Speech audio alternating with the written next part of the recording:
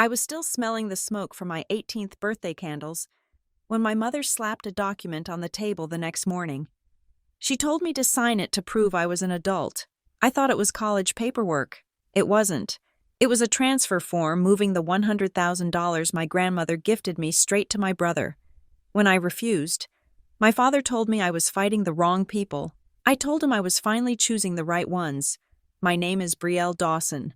For 18 years, I had learned that the best way to survive in our house in the suburbs of Toledo, Ohio, was to be as frictionless as possible. I was the oil in the machine, the silence between the arguments, the one who cleaned up the dishes while everyone else was still debating who made the mess. I thought being the easy child, the good student, and the peacekeeper would eventually earn me a permanent place of respect in my family. I did not realize until my 18th birthday that to my parents, Rick and Diane, being easy did not mean I was loved. It just meant I was available to be used. The day I turned 18 began like any other Tuesday in the Dawson household. The air conditioner was rattling against the humid Ohio heat, and my brother, Cole, was already loudly on the phone in the kitchen. Cole was 25 years old and permanently on the verge of his next big break. Over the last 5 years, he had been an aspiring real estate flipper, a cryptocurrency day trader, and a dropshipping guru. Every venture started with a loan from our parents and ended with a lot of shouting and a quiet dinner where we were all expected to comfort him. I walked into the kitchen, hoping for a happy birthday greeting. Instead, my mother shoved a plate of scrambled eggs toward me without looking up from her tablet. "Eat quickly, Brielle," she said, her voice tight with that perpetual anxiety that only Cole could induce. "Your brother needs the table to lay out his blueprints for the new landscaping business." "Happy birthday to me," I whispered to myself, taking the plate and moving to the counter. My father, Rick, came in moments later, adjusting his tie. He patted my shoulder absently. "Big day. Kid. 18. Don't go crazy." That was the extent of the morning celebration in the Dawson hierarchy. Cole's crises always outranked my milestones. If Cole had a paper cut, the whole house needed a bandage. If I had a broken leg, I would probably be asked to drive myself to the hospital so I did not inconvenience the schedule. However, that evening was supposed to be different. My grandmother, Marjorie Hale, was driving down from Brattleboro, Vermont. Grandma Marjorie was my mother's mother, but they were nothing alike. Where my mother was frantic and pliable, bending to every whim of my father and brother, Marjorie was made of granite and Vermont winters. She spoke little, but she saw everything. She was the only person who looked at me and actually saw Brielle, not just the background noise to the Cole show. The party, if you could call it that, was a modest affair in our living room. My mother had bought a grocery store cake with standard vanilla frosting. Cole was late, of course. When he finally sauntered in at 7:30, he didn't apologize. He just grabbed a beer and started talking about how the landscaping market in Toledo was ripe for disruption. I sat on the beige sofa, knees pressed together, nodding politely while Cole explained why he needed $10,000 for equipment. My parents listened with rapt attention, their faces softening with that blind, toxic hope they always held for him. They nodded along, completely forgetting that we were supposed to be celebrating the fact that their daughter was now a legal adult. Then the doorbell rang. I jumped up, eager for an escape, and opened the door to find Grandma Marjorie standing there. She looked like she always did. Sensible shoes, a sharp gray bob cut, and eyes that could cut through steel. She didn't hug me in a suffocating way. She just gripped my shoulders firmly. "You look older." "Brielle," she said. "Good. You will need to be—" She walked into the living room, and the atmosphere shifted immediately. My father straightened his posture. Cole stopped talking mid-sentence. Grandma Marjorie had that effect.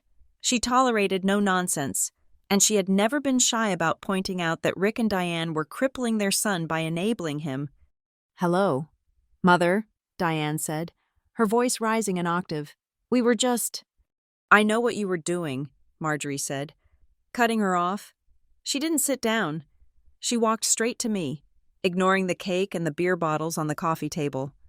She reached into her purse and pulled out a thick, cream-colored envelope. It wasn't a card. It felt heavier than paper. The room went silent. Even Cole looked curious. "Happy birthday, Brielle," Grandma said. Her voice was low and serious, lacking the performative cheerfulness my parents used when guests were around. I opened the envelope. Inside was a cashier's check. I stared at the numbers. I blinked, thinking I had misread the zeros. I looked up at her, then back at the check. $100,000. My breath hitched in my throat. This was not just money.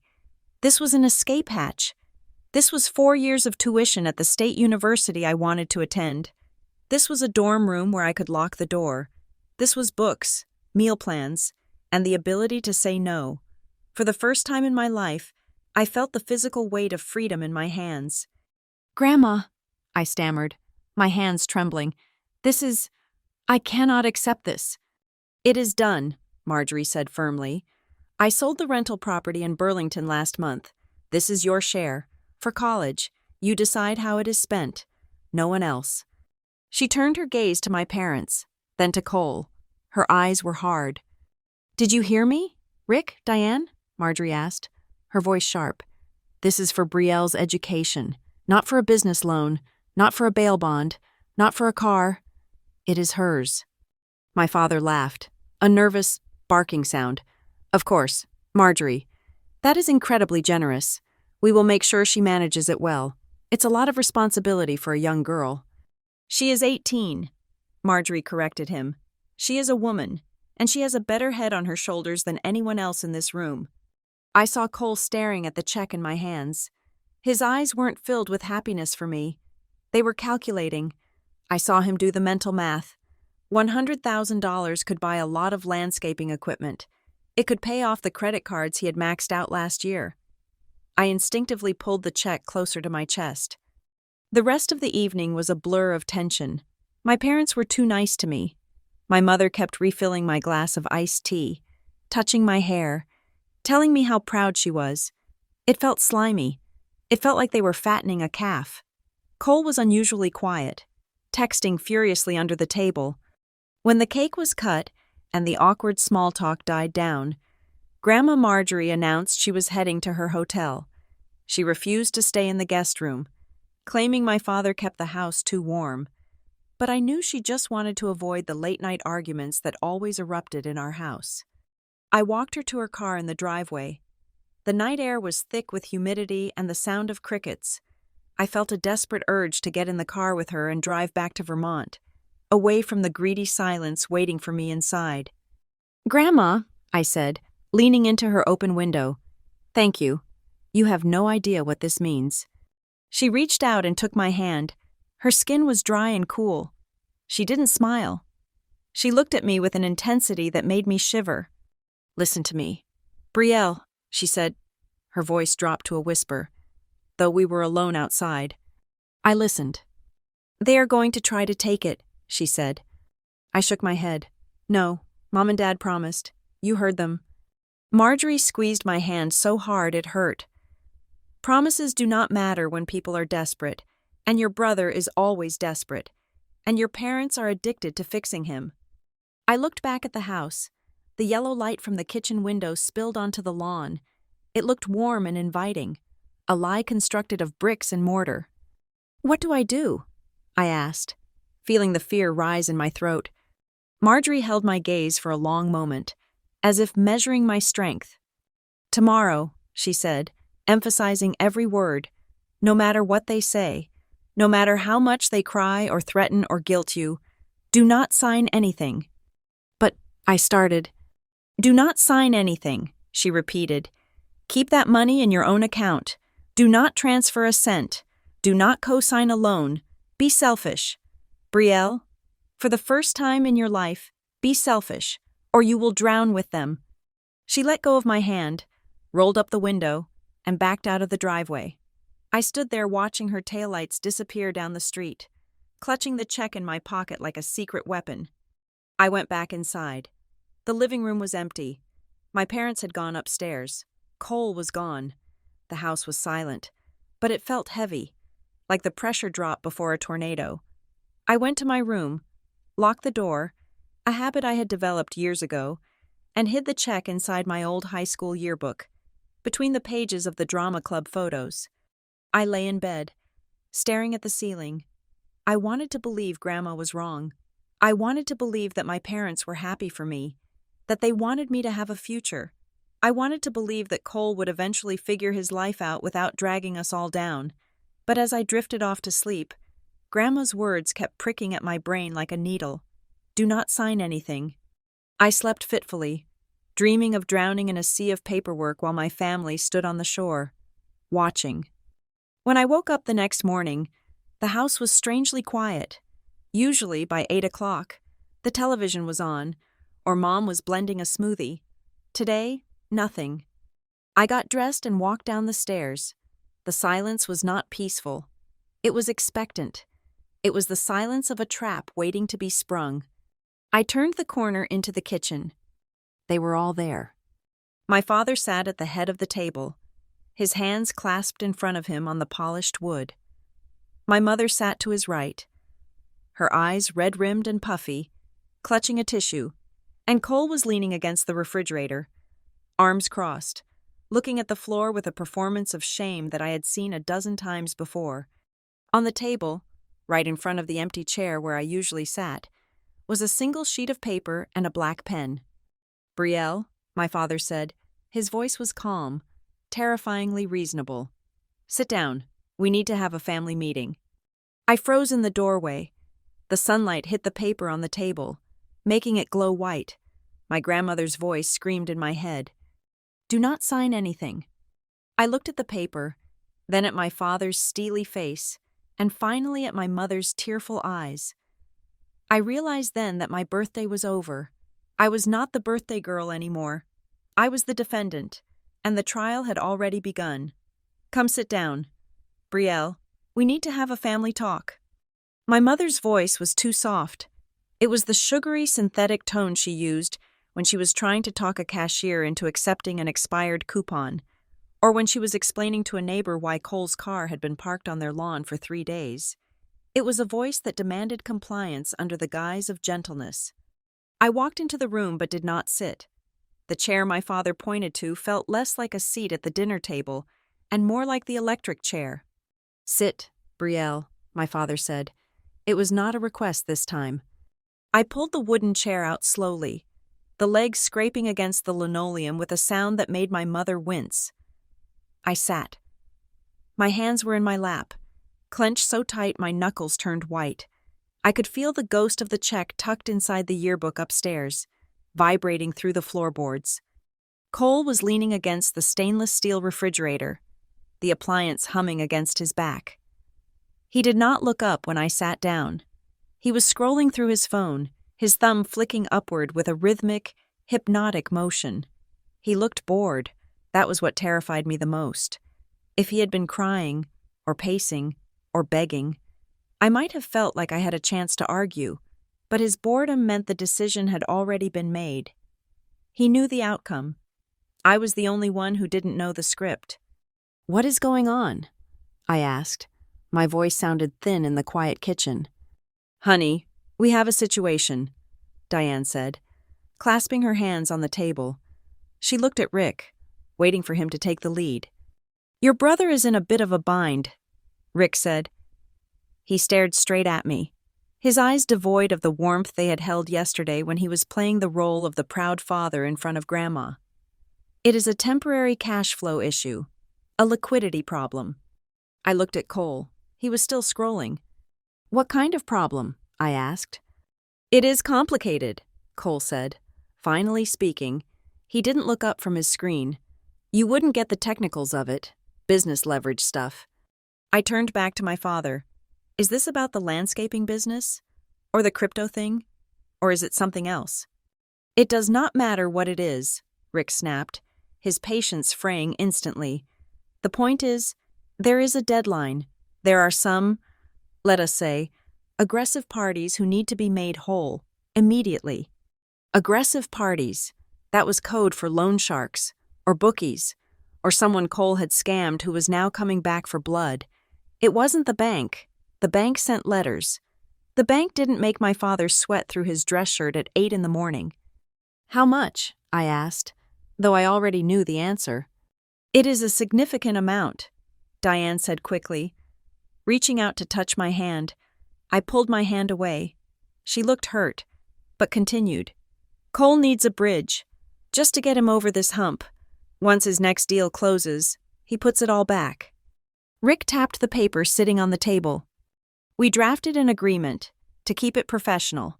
We know you are an adult now, and we want to treat you like one. This is an internal loan agreement between family. I looked down at the paper. It was typed. My father must have written it late last night after I went to bed. The header read, Asset Transfer and Repayment Covenant. I scanned the lines. The undersigned, Brielle Dawson, agrees to transfer the sum of $100,000 to Cole Dawson for immediate debt relief. Repayment terms, to be determined based on future income. Interest rate, 0%. And then, at the bottom, a clause in bold font. Confidentiality. The lender agrees not to disclose the existence of this transfer to any third parties, specifically including extended family members. They wanted me to launder my college fund to my brother and lie to Grandma about it. I looked up. I felt like I had been punched in the gut. This is all of it, I whispered. This is every penny Grandma gave me. It is just a loan. Brielle, Cole said, finally, pocketing his phone. He looked at me with that condescending smirk he used whenever I asked him to turn down his music. Don't be so dramatic. I will pay you back. I have a thing lining up in Chicago. Big returns. You want me to give you my college money, I said, my voice trembling. Grandma gave this to me yesterday. For school. She explicitly said it was for me. Plans change, Rick said, his voice hard. We are a family. When one of us is drowning, the others do not just stand on the dock counting their gold coins. We help. I am not standing on a dock, I said, surprising myself with the sharpness of my tone. I am trying to go to university. If I give him this, I cannot go? You guys said you couldn't afford to help me with tuition.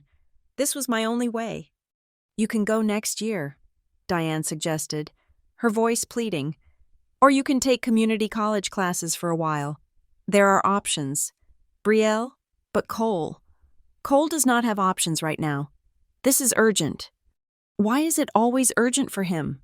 I asked. Why is his emergency more important than my life? Rick slammed his hand on the table.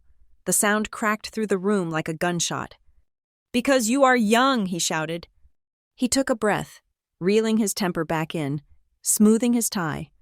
Look, Brielle, you are 18. You are smart. You are disciplined. You have always been the capable one. You have time to figure things out. You can get scholarships. You can work. You are flexible. He gestured toward Cole, who was examining his fingernails. Your brother. He is not like you. He isn't flexible. He is in a hole, and he doesn't have the tools to climb out. You do. That is why you have to do this, because you can survive the setback. He can't. I stared at him. It was the most honest thing he had ever said to me. He was admitting that my competence was a punishment, because I was responsible. I had to pay for the one who wasn't, because I could survive. I had to be the sacrifice. I looked at the paper again. The letters seemed to swim. And if I don't sign? I asked. Diane gasped. Brielle, don't say that. We are not asking, Rick said coldly. I looked at the confidentiality clause again. That was the key. Grandma told me not to sign anything, I said. The air left the room. Diane's face twisted. It wasn't sadness anymore. It was ugly, defensive anger. Your grandmother does not live in this house. Diane spat. She doesn't know what we go through. She comes here once a year, drops a bomb, and leaves us to pick up the pieces. She is trying to control us. She gave me a gift, I said. She gave you money you didn't earn, Diane shouted. She stood up, looming over the table. Don't you sit there and act high and mighty. Brielle, you didn't work for that money. You didn't sweat for it. It was handed to you because you were born. And now you are going to be selfish? You are going to watch your brother get destroyed by these people over money you didn't even earn? I looked at Cole. He was watching me closely now. The smirk was gone. He looked predatory. Just sign the paper, Bree, he said softly. Don't make this ugly. I thought about the birthday cake yesterday. I thought about how Mom had touched my hair and said she was proud. I realized now that she wasn't proud of me. She was proud that I had acquired an asset she could use. I wasn't a daughter to them. I was a bank vault that had finally opened. They hadn't asked me a single question about my acceptance letters. They hadn't asked which dorm I wanted. They hadn't asked if I was happy. They only asked for the pen. I put my hands on the table. I could feel the cool wood under my palms. My heart was hammering against my ribs. A frantic bird trapped in a cage. I knew that if I picked up that pen, I would never stop paying. It wouldn't stop at $100,000. It would be my first paycheck, my first car, my first house. I would be Cole's insurance policy for the rest of my life. I am not signing it, I said. The silence that followed was heavy and dangerous. Diane sat back down slowly, looking at Rick. She looked terrified, but not for me. Rick stared at me. His face had gone completely blank. It was a look I had never seen directed at me. I had seen him look at telemarketers this way. I had seen him look at employees he was firing this way, but never me. He leaned forward. He lowered his voice, and the quietness of it was far worse than the shouting. You are living under my roof, Brielle. You eat my food. You use my electricity. You sleep in a bed I paid for. He picked up the pen and slid it across the table. It spun and stopped pointing directly at my chest. We are a family. Families share resources. If you decide that you are an independent entity, that you are a financial island separate from this family, then you should be prepared to live like one. He paused, letting the threat hang in the air like smoke. If that paper isn't signed in the next 5 minutes, you will find out very quickly what the real world looks like. You will find out what it feels like to lose your roof. He leaned back, crossing his arms. Choose, he said, the money or the house. I looked at the pen, then I looked at my mother. She looked away, refusing to meet my eyes. She had chosen her side. She had chosen her son. The clock on the wall ticked. 1 second, 2 seconds. The line had been drawn. They thought the threat of homelessness would break me. They thought I was still the little girl who was afraid of the dark. They didn't realize that the darkness inside this house was suddenly much scarier than anything waiting outside. No. It was a small word. It consisted of 2 letters and a single breath. I did not shout it. I did not slam my fist on the table. I did not stand up to match my father's looming posture. I simply let the word drop onto the center of the table like a stone into a still pond. No. For a moment, the kitchen was absolutely silent. The hum of the refrigerator seemed to grow louder, filling the space between us. My father blinked, as if he had not heard me correctly, or perhaps as if I had spoken in a language he did not understand. In the Dawson household, denial was not a part of the vocabulary. We had yes. We had, of course, and we had, I will fix it. We did not have no. Then the silence shattered. My mother, Diane, let out a sound that was half gasp, half sob. It was a theatrical, wrenching noise that she usually reserved for funerals or when a cashier refused to honor an expired coupon. She slumped forward, burying her face in her hands, her shoulders shaking with a violence that felt practiced. Oh, God, she wailed, her voice muffled by her palms. Oh, my God, I cannot believe this. I cannot believe I raised a daughter who would do this to us. She looked up, her eyes wet and accusing, locking onto mine with a terrifying intensity. After everything we did for you, Brielle, after 18 years of feeding you, clothing you, driving you to school, I gave up my career for you. I sat by your bed when you had the flu. I sacrificed my life so you could have yours. And now, when your family is bleeding, you just sit there and watch us die? She reached across the table, grabbing my wrist. Her grip was tight, desperate. "You are killing this family," she hissed. "You are tearing us apart over paper, over money. Is that what you are? Are you just a greedy little girl who cares more about a bank account than her own flesh and blood?" I looked at her hand on my wrist. I felt a strange detachment. A week ago, this guilt trip would have crushed me. I would have been apologizing, scrambling to fix whatever I had broken. But today, I saw the strings. I saw the mechanics of the manipulation. She was not sad. She was working. This was a transaction, and she was using the only currency she had, my obligation to her. Rick did not scream. He did not join the wailing. He looked at me with a cold, clinical disappointment, like a mechanic looking at a car engine that had thrown a rod and was no longer worth the cost of repair. "You are making a mistake," he said quietly.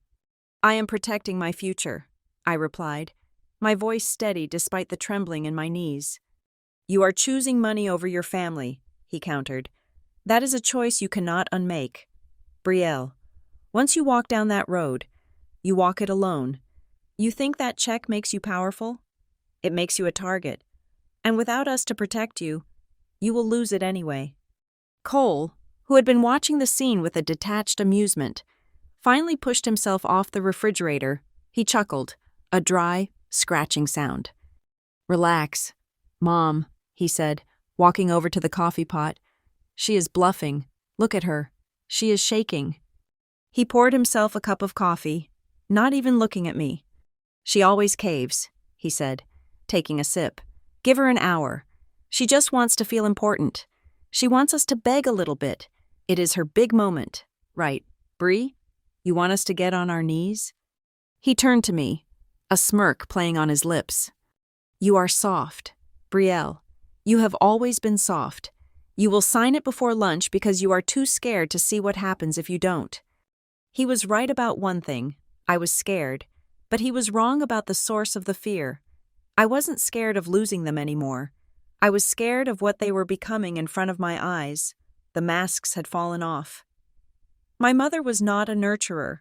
She was an enforcer. My father was not a protector. He was a liquidator. And my brother was not a victim of bad luck. He was a parasite who believed he had a divine right to feed. I stood up. "I am going to my room," I said. Nobody stopped me. They let me walk away because they believed Cole was right. They thought the silence of my room would break me, that the guilt would ferment in the dark until I came crawling back with the pen in my hand. I walked up the stairs, my legs feeling heavy as lead. As soon as I closed my bedroom door, my phone on the bedside table lit up. Then it buzzed. Then it lit up again. I picked it up. It was a text from Aunt Sarah, my father's sister. "Your mother just called me in tears. I cannot believe you would be so cruel to your brother. He is family. Brielle, money comes and goes, but family is forever. Fix this." Another buzz. "Uncle Bob. Heard you are kicking the family while they are down. Very disappointed. We thought you were raised better than that." And another, a cousin I hadn't spoken to in 3 years. Wow. Just wow. Selfish much? I stared at the screen, a cold realization washing over me. It was not even 9 in the morning. We had only been in the kitchen for 20 minutes. There was no way my mother had called all these people and explained the situation in that short amount of time. This was a campaign. They had known I might hesitate. They had prepared the narrative beforehand. They had likely told the extended family a distorted version of the truth days ago. Perhaps that I had promised to help Cole and was now reneging, or that I was stealing money that belonged to the whole family. They had weaponized the entire Dawson clan against me before I even knew there was a war. It was a PR strategy. Isolate the target, destroy her reputation, make the social pressure so unbearable that compliance feels like the only relief. I set the phone down, feeling sick. They were not just desperate. They were calculated. My eyes drifted to my bookshelf. I needed to see the check. I needed to touch the paper to remind myself that Grandma Marjorie was real, that her promise was real, and that I wasn't the villain they were painting me to be. I walked over to the shelf where I kept my high school yearbooks. I reached for the blue volume from sophomore year. the one where I had hidden the envelope between the pages of the drama club photos just last night. My hand froze. The books were not aligned. I was meticulous about my room. It was the one place in the house I could control. I always kept the spines of my books flush with the edge of the shelf. But now, the sophomore yearbook was pushed back an inch. The junior year volume was tilted. I pulled the blue book off the shelf. I opened it to the drama club section. Empty. My heart stopped. The blood drained from my face, leaving me cold and dizzy. I frantically shook the book. Nothing fell out. I ripped through the other pages. Nothing. I grabbed the other yearbooks, tearing them off the shelf, shaking them violently. It was gone. I spun around and looked at my room properly for the first time since I had entered. The drawers of my dresser were slightly ajar. The stack of papers on my desk had been reshuffled. The corners were not squared. My closet door was not fully latched. Someone had been in here. While I was sleeping? Or maybe while I was downstairs in the kitchen, being lectured? No. Cole had been in the kitchen the whole time. I replayed the morning in my head. When I came down, Cole was already leaning against the refrigerator, but he looked bored. He looked like someone who was waiting for a formality to be concluded. He didn't have the check. If he had found it, he wouldn't need me to sign the internal loan agreement. The check was made out to me. He couldn't cash it without my signature. I stopped breathing. That was it. They didn't just want me to agree. They needed my signature because stealing the check wasn't enough. They had searched my room to find the physical check so they could put it in front of me and force me to endorse it. But they hadn't found it. I dropped the book and fell to my knees. Crawling toward the bottom of my closet, I pushed aside a stack of old shoeboxes and reached into the back corner, behind a loose piece of baseboard I had discovered when I was 12. My fingers brushed against cool paper. I pulled it out, the envelope. I hadn't put it in the yearbook. I had thought about putting it in the yearbook, but at the last second, paranoia had seized me, and I had hidden it in the wall. Thank God for paranoia. Thank God for the instinct that told me my privacy was an illusion in this house. I opened the envelope. The check was still there. $100,000. I clutched it to my chest, letting out a shaky breath, but the relief was short-lived. The violation of my room hit me like a physical blow. My brother, or maybe my mother, had rifled through my underwear, my diary, my private sanctuary, hunting for my future so they could feed it to their debts. This wasn't a family dispute. This was a siege. I realized then that Grandma Marjorie's warning had not been a vague caution. She had known. She knew them better than I did. Don't sign anything. I sat on the floor for hours, the check tucked inside my bra. The only place I felt was safe. I didn't go down for lunch. No one came to call me. They were letting me stew. They were letting the silence do the work. When the sun began to set, casting long, bruised shadows across my floor, the hunger in my stomach was replaced by a sharp, focused clarity. The tears I had wanted to shed earlier had evaporated. I crept to my door and pressed my ear against the wood. The house was quiet, but voices drifted up from the living room. "She is stubborn. Rick," my mother's voice said, "she gets that from your side." "She is not stubborn. She is ungrateful," my father replied. His voice was lower, harder to hear. "We need to escalate. If she thinks she can just sit in that room and wait us out, she is wrong." "What do we do?" Diane asked. "We cut the lifeline," Rick said. "Tomorrow morning. I am calling the phone company. We cancel her line. She pays for nothing. She gets nothing. And the internet. Change the password." "And the car?" Cole's voice cut in. "She does not own the car," Rick said. "The title is in my name. Take the keys tonight. If she wants to leave, she can walk." There was a pause. "What if she tries to leave?" Diane asked, her voice trembling slightly. "What if she goes to Mother's?" "She won't," Rick said confidently. "She is scared. She has never been outside this zip code by herself. She will break. Diane, they always break when they get hungry and bored." "And if she doesn't?" Cole asked. "Then we change the locks," Rick said. My blood ran cold. "We change the locks," Rick repeated. If she walks out that door with that check, she does not come back in. We treat her like a trespasser.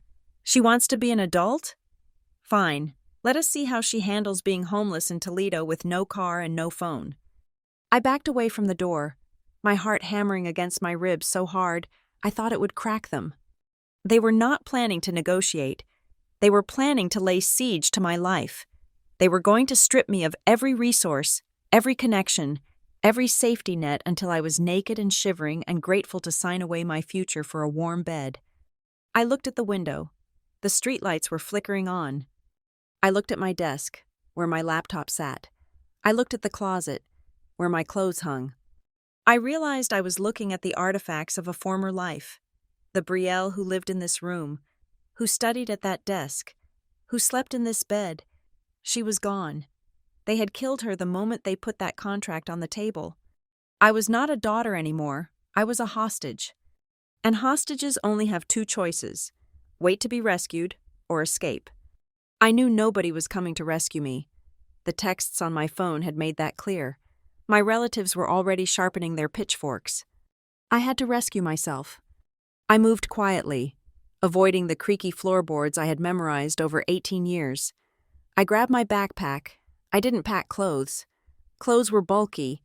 I packed my laptop, my birth certificate, my passport, the hard drive with my photos. I moved like a ghost in my own home.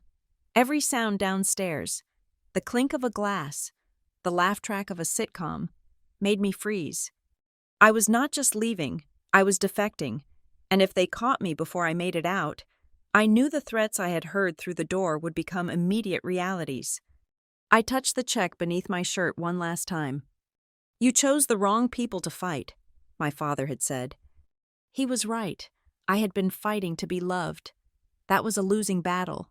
Now, I was fighting to survive, and that was a fight I intended to win.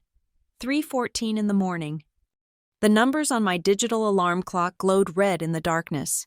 It was the hour when the world was supposed to be dead asleep, but my adrenaline was pumping so hard I felt like I could outrun a train. My room, usually a sanctuary, felt like a holding cell. I knew that if I was still here when the sun came up, I would never leave. My father's threat to change the locks was not just a punishment, it was a containment strategy. I moved with the mechanical precision of someone defusing a bomb. I had my backpack, the sturdy black one I had used for 3 years of high school. It was no longer filled with textbooks and gym clothes. I packed my laptop and its charger first. Then came the folder with my birth certificate, my social security card, and my passport. I rolled 3 t-shirts and 2 pairs of jeans into tight cylinders to save space, toothbrush, deodorant, a bottle of water, and finally, the envelope from Grandma Marjorie, which I tucked into the hidden laptop sleeve against my back. I did not pack any mementos.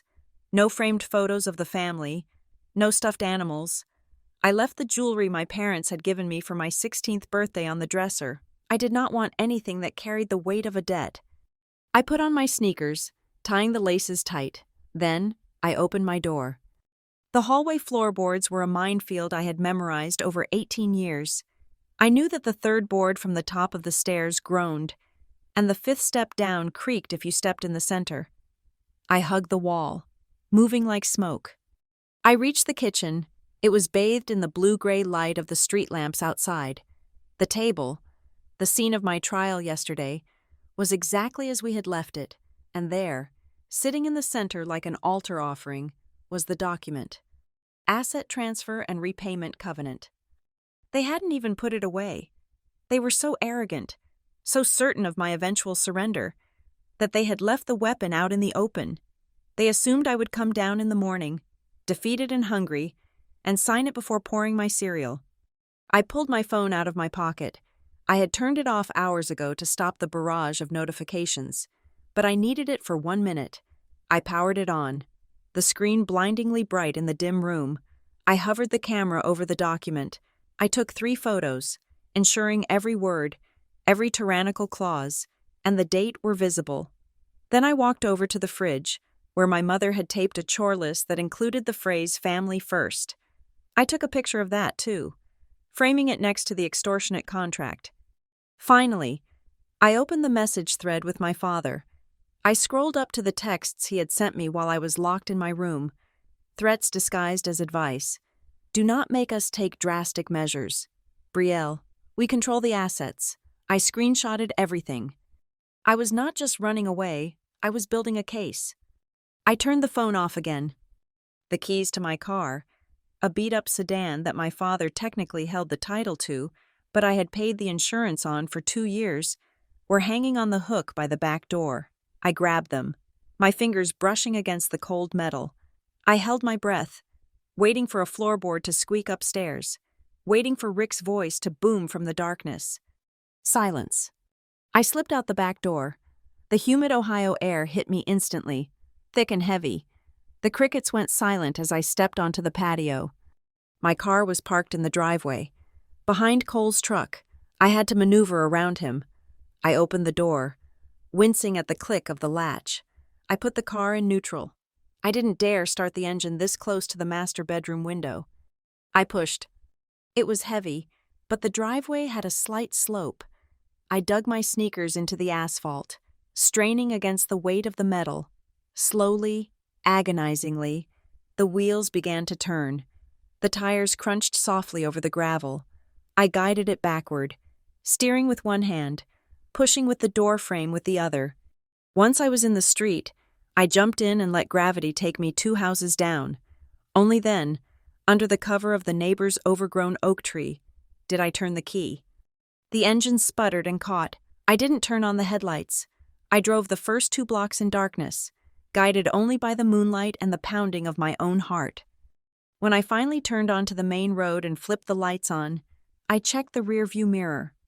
Empty. No headlights, no chasing truck, no flashing police lights, just the empty, sleeping suburbs of Toledo. I let out a breath that sounded like a sob. I was out. I drove for 3 hours without stopping.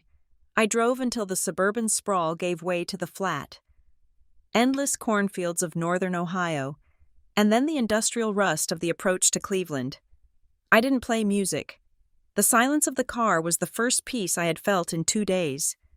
When the fuel light dinged, the sun was already up. It was a harsh, bright morning. I pulled into a truck stop near the Pennsylvania border.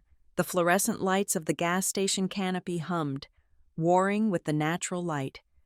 I filled the tank, paying with the cash I had hoarded from my summer job waiting tables. Money my parents didn't know I had kept. As the pump clicked off, I sat back in the driver's seat and took a deep breath. I turned my phone on. It buzzed instantly. It kept buzzing. The phone vibrated against my palm like a living thing having a seizure. I ignored the calls. 15 missed calls from Mom, 10 from Dad, 3 from Cole. I went straight to the notifications that were flooding my social media. My Aunt Sarah had posted a photo of me from Christmas, smiling and holding a gift. The caption read, "Please pray for our family. Our niece has run away after stealing from her parents. We are so worried about her mental state. If you see Brielle, please tell her to come home. We just want to help her." Stealing. They were spinning it. They were telling the world I had taken the money and run, conveniently leaving out that the money was mine and they were the ones trying to extort it. There were comments. "Ungrateful kids these days. I hope she is safe. But that is so disrespectful to Rick and Diane. Money changes people." I felt bile rise in my throat. They were destroying my character in real time. They knew they couldn't catch me physically, so they were burning down the world behind me so I would have nowhere to return to. Then I saw the email. It was not a text. It was a notification from my university email account. The subject line, "Regarding your deferral request." My hands shook so hard I nearly dropped the phone. I opened it. "Dear Ms. Dawson, we have received the call from your mother regarding your current mental health crisis and the family emergency. Per her request, we have placed your enrollment on hold for the fall semester to allow you time to seek treatment. Please contact the registrar's office when you are ready to." I screamed. It was a raw, guttural sound that scratched my throat. She had called the school. She had impersonated me, or at least used her status as a parent, to sabotage my education. She told them I was unstable, She told them I needed treatment. She was not trying to bring me home. She was trying to cripple me so I would have to crawl back. I typed a reply, my fingers flying across the screen. Do not cancel. I did not authorize this. My mother is lying. I will be on campus in 2 days with documentation. Do not change my status. I hit send, tears blurring my vision. I wiped them away angrily. I could not afford to cry.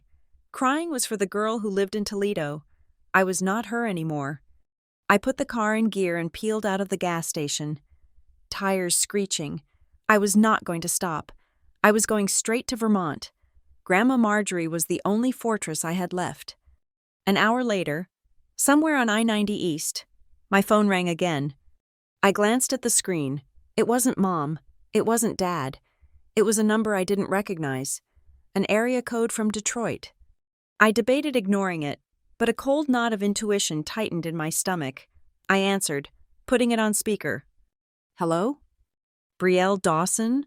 A male voice asked. It wasn't a telemarketer voice. It was rough, impatient, and sounded like it had been smoking cheap cigarettes for 20 years. Who is this? I asked. You don't know me, the voice said, but I know your brother, and I know your daddy. My grip on the steering wheel tightened until my knuckles turned white. What do you want? I want to know where Cole is, the man said. He stopped answering his phone this morning, and I heard a rumor that the family bank account just drove out of town. I froze. He knew. He knew about the money. He knew I had left. I don't know what you are talking about, I said. Don't play dumb, sweetheart, the voice rasped. Cole told us the money was coming. He said his little sister was going to be a team player. He said the check was as good as signed. Now I hear you are on a road trip. I am not involved in Cole's business, I said, trying to keep my voice steady. You are a Dawson, aren't you? He said. That makes you involved. Your brother owes $17,000 to people who don't like waiting. He promised us $100. He said you were the golden ticket. 17,000. The number hung in the air. My parents had acted like it was the end of the world, but 17,000 was manageable. It wasn't worth stealing my entire future for, unless there was more, or unless they just wanted the surplus for themselves. Cole lied to you. I said, I don't have any money for you.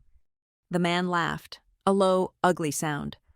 Well, you better tell him to find it, because if he doesn't pay, and if you don't turn that car around, we are going to start collecting from whoever we can find. Tell your daddy he chose the wrong day to play games. The line went dead. I stared at the highway stretching out in front of me. The yellow lines blurred into a continuous streak. My brother hadn't just borrowed money from a bank. He had borrowed from criminals, and he had used my name, my existence, as collateral. He had sold me out before I even blew out my birthday candles. I looked at the speedometer. I was doing 80 miles an hour. I didn't slow down. If I turned back now, I wouldn't be saving them. I would just be paying their ransom. And once you pay a ransom, they never let you go. They just wait for you to earn more money, and then they take you hostage again. I pressed the gas pedal harder. Vermont was 400 miles away. I had 1 tank of gas, a backpack of clothes, and a grandmother who had predicted the future. I wasn't the daughter anymore. I wasn't the sister. I was the one who got away, and I was going to make sure I stayed that way, even if I had to burn the bridge while I was still standing on it. The drive into Vermont was a physical decompression. The flat, industrial gray of the highway slowly gave way to the rolling, verdant embrace of the Green Mountains. By the time I crossed the state line into Brattleboro, the sun was beginning to dip, painting the sky in bruises of purple and gold. I felt like I had driven off the edge of the map, away from the toxicity of Ohio and into a fortress built of granite and pine. Grandma Marjorie's house sat at the end of a long gravel driveway, surrounded by maples that were centuries older than the drama consuming my life. It was a sensible house, wood siding, a stone chimney, a porch that looked like it was built to withstand a hurricane. There were no manicured lawns or flashy landscaping features here, unlike the performative suburbia my parents worshipped. I pulled my car up to the garage. The engine ticked as it cooled. the only sound in the overwhelming quiet. Before I could even unbuckle my seatbelt, the front door opened. Marjorie Hale stood there. She was wearing a thick wool cardigan and holding a mug of tea. She didn't look surprised. She didn't look worried. She looked like a general waiting for a soldier to return from patrol. I got out of the car, my legs trembling from 12 hours of driving and 24 hours of terror. I grabbed my backpack, feeling the weight of the laptop and the envelope against my spine. "Grandma," I croaked. My voice was wrecked from the silent screaming I had done on the interstate. She didn't rush down the stairs to hug me. She didn't make a scene. She simply opened the screen door a little wider. "Come inside, Brielle," she said. "The kettle is hot." Walking into her kitchen was like stepping into a different timeline. It smelled of dried herbs and wood smoke. There was no television blaring news about the economy. There were no stacks of unpaid bills hidden under magazines. Everything was clean, ordered, and sane. I sat at her heavy oak table, a table that felt solid, unlike the veneer surface in Toledo where my father had threatened to make me homeless. Marjorie placed a mug of chamomile tea in front of me and a plate of toast. "Eat," she commanded gently, "then talk." I ate. I hadn't realized I was starving until the buttered toast hit my tongue. Then, between bites, the dam broke. I told her everything. I told her about the morning meeting, the document they drafted, the way Cole looked bored while they extorted me, the threats to cut my phone, take my car, and lock me out. I told her about the social media smear campaign, the call to the university claiming I was mentally unstable, and the terrifying phone call from the man in Detroit who said my brother owed him $17,000. I spoke until my throat was raw. Through it all. Marjorie didn't gasp. She didn't interrupt. She just sat opposite me, her hands wrapped around her own mug, watching me with sad, knowing eyes. When I finished, silence settled over the kitchen. It wasn't the heavy, weaponized silence of my parents. It was a thoughtful silence. Marjorie sighed, a long exhale that sounded like it carried the weight of decades. "I hoped they would wait at least a week," she said quietly. "I underestimated their desperation, and I underestimated your brother's incompetence." "You knew?" I asked. "You knew they would do this?" "I knew they would try," she corrected. "Your mother has been trying to fill a bucket with a hole in the bottom since Cole was 16 years old. She thinks if she just pours enough water, or money, or love, into it, eventually the hole will close. She doesn't realize she is just drowning everyone standing next to the bucket." She stood up and walked to a small antique cabinet in the corner of the living room. She unlocked it with a key she kept in her pocket and pulled out a thick, accordion-style file folder. She placed it on the table in front of me. The tab read, "The Dawson Projects." "Open it," she said. I opened the flap. Inside were hundreds of papers. Some were yellowed with age. Others were crisp and new. I picked up the top one. It was a Western Union receipt from 3 years ago. $5,000 sent to Rick Dawson. Memo. Legal fees for C. I picked up another, a bank transfer confirmation. $2,000. Memo. Car repairs. Another, rent coverage, credit card payoff, bail. It went back years. I saw receipts from when Cole was 18, 19, 21. The numbers were staggering. 500 here, 3,000 there, 10,000 for a business startup that never started. "This is," I stammered, "this is all from you?" Marjorie nodded. "For years. Your mother would call me, crying," she explained. She would say Rick was stressed, or Cole had made a mistake and just needed a fresh start. She would use the same words she used on you: family, loyalty, emergency, and for years, I paid. I paid because I didn't want my daughter to suffer. I paid because I thought I was helping.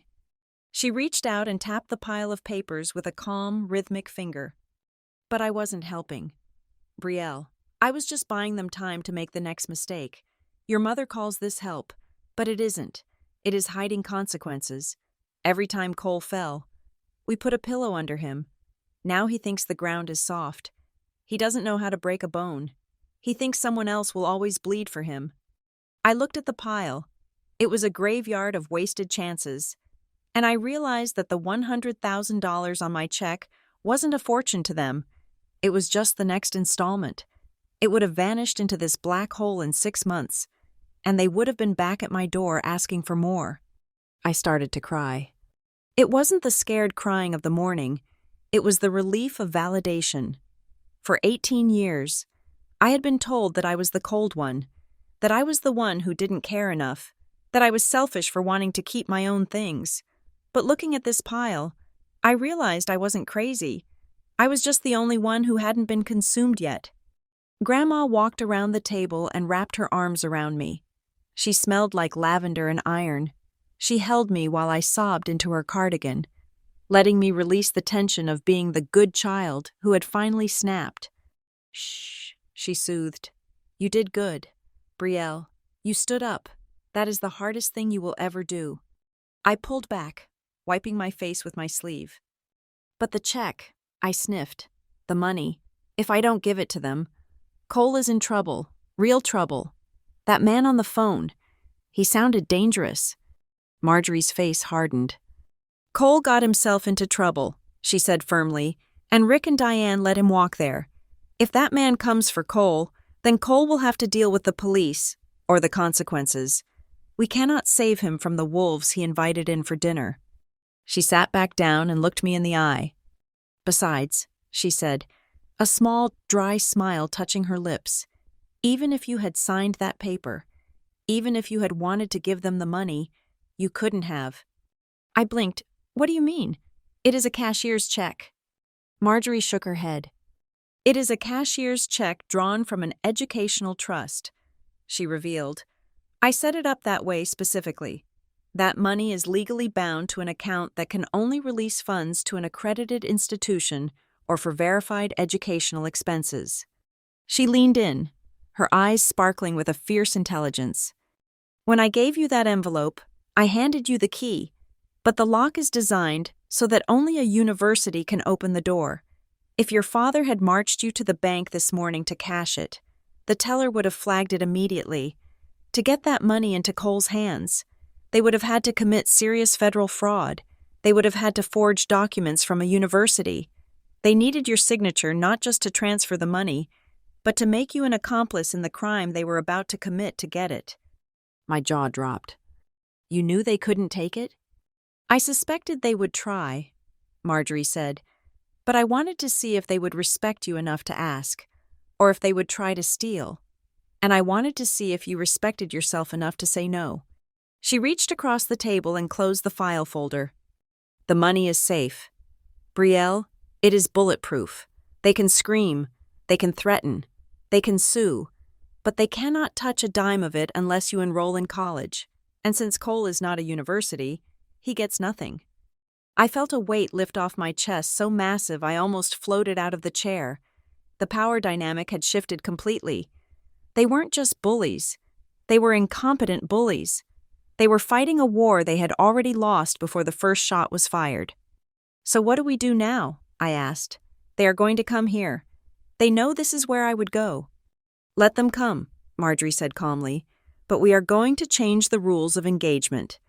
She stood up and walked to a drawer, pulling out a fresh notebook and a digital voice recorder. She placed them in front of me. "From this moment on, we do not have conversations with your parents," she instructed. "We have documentation." She pointed to the recorder. "If Rick calls, you do not answer. You let it go to voicemail. If he shows up at the door, this recorder goes in your pocket, turned on.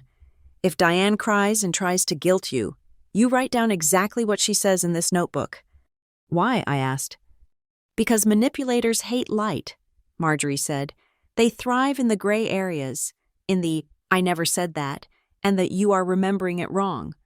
We are going to turn on the floodlights. Every threat, every lie, every attempt to coerce you, it gets recorded." She looked at the window, where the darkness had fully settled over the mountains. "They are coming. Brielle, I know my daughter. She cannot handle the loss of control. Rick cannot handle the loss of face, and Cole cannot handle the reality of his debt. They will be here, probably by tomorrow morning." She looked back at me, and for the first time, I saw the steel that ran through her bloodline, the steel that I had inherited, even if I hadn't known it until today. "They will come, and they will act," she said. "They will play the concerned parents. They will play the victims. They will try to drag you back into the car by your hair if they have to. But they are forgetting one thing." "What?" I whispered. "This is my house," Marjorie said. "And in my house, we do not negotiate with terrorists, even if we gave birth to them." The peace of Vermont lasted exactly 14 hours. I was sitting on the front porch, wrapped in a blanket, watching the morning mist cling to the green mountains. The air was crisp, smelling of pine needles and damp earth, a stark contrast to the humid, suffocating atmosphere of the suburbs I had left behind. For the first time in my life, I wasn't waking up to the sound of my mother blending a kale smoothie or my brother shouting at a video game. I was waking up to silence. Then I heard the crunch of tires on gravel. My stomach dropped. I knew that sound. It was the heavy, aggressive approach of my father's SUV. He drove like he owned the road, braking late and accelerating hard. I stood up, my hand instinctively going to the pocket of my jeans. The small digital recorder Grandma Marjorie had given me was there. I slid my thumb over the switch. Click. The red light blinked on, hidden inside the fabric. The black SUV tore up the driveway and skidded to a halt next to my dusty sedan. The engine ticked as it died. For a moment, nobody moved. It looked like a scene from a hostage negotiation. Then the doors flew open. My mother, Diane, was the first one out. She didn't look like the woman who had called my university to claim I was mentally unstable. She looked like a distraught mother in a made-for-TV movie. Her hair was slightly mussed, her makeup was toned down, and she was wearing a soft, oversized sweater instead of her usual sharp blazer. "Brielle!" she cried out. She ran toward the porch. I took a step back, pressing my spine against the wooden railing. I didn't want her to touch me. I knew that touch. It wasn't comfort. It was ownership. She didn't stop. She bounded up the stairs and threw her arms around me, squeezing so hard my ribs groaned. She buried her face in my neck, making a loud, sobbing sound that echoed off the trees. "Oh, thank God," she wailed. "We were so worried. We thought you had crashed. We thought someone had taken you. My baby, you are safe." I stood stiff as a board, my arms pinned to my sides. I looked over her shoulder and saw a neighbor, old Mr. Henderson, walking his dog down the road. He paused, watching the scene. I realized then that this performance wasn't for me. It was for Mr. Henderson. It was for anyone watching. It was to establish the narrative. Loving mother finds troubled daughter. "Mom, let go," I said, my voice flat. She pulled back but kept her hands on my shoulders, her nails digging into my skin through my shirt. Her eyes were wet, but behind the tears, her pupils were sharp and assessing. She was scanning my face, looking for cracks. "You are coming home," she whispered, pitching her voice so only I could hear. "Get in the car. Brielle, now, before you make this worse."